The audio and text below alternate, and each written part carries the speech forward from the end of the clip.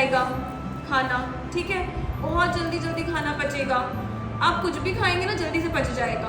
कहते हैं ना कुछ लोग होते हैं जिनको जल्दी कुछ भी खा लेते हैं पच जाता है, और कुछ लोग थोड़ा सा ही गलत खा लेते हैं तो वो नहीं पचता। और किसी की बिल्कुल ही मंद होगी तो वो कुछ अच्छा भी खाएंगे ना तो भी नहीं पचेगा।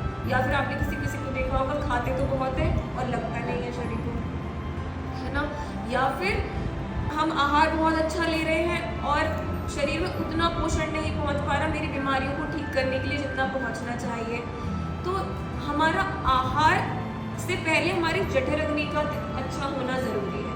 तो जठर अग्नि जब अच्छी होगी तो हमारा पाचन क्रिया अच्छी होगी। तो ये 3 पार्ट्स में डिवाइडेड होती है, मतलब 3 भाग में बटी हुई है।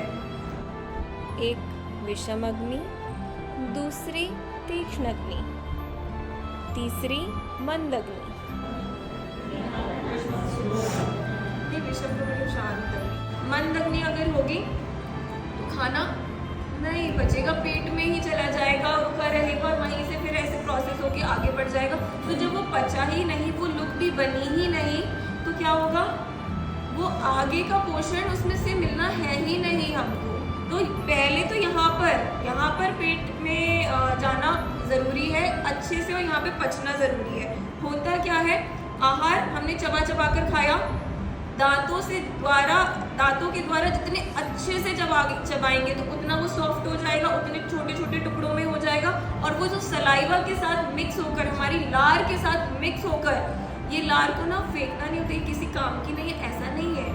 यही लार हमारे जब पेट में जाती है तब वो हमारे पेट को, हमारी जठर अग्नि को मदद करती है खाना को और अच्छे से पचाने में। तो ये लार के साथ जब मिलकर हमारे फूड पाइप के द्वारा हमारे पेट में जाता है, और पेट में जब वो हाइड्रोक्लोरिक एसिड समझ लीजिए या जठर अग्नि जलती है, प्रज्वलित होती है, तब वो लुप्ति और उसको और छोटे छोटे फॉर्म में करके लुप्ति बनाकर उसे आगे लिवर की ओर ट्रांसफर करती है। और फिर वहाँ से शुरू होता है हमारे पोषण का प्रोसेस।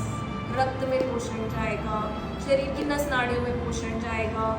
अब ये अगर आप इतना लॉजिक समझ गए सभी, जब ये लुप्ति सही नहीं बनेगी तो आगे क्या होगा, ये लिवर से फिर जब आंतों में जाएगा तो आंतों में क्या होगा,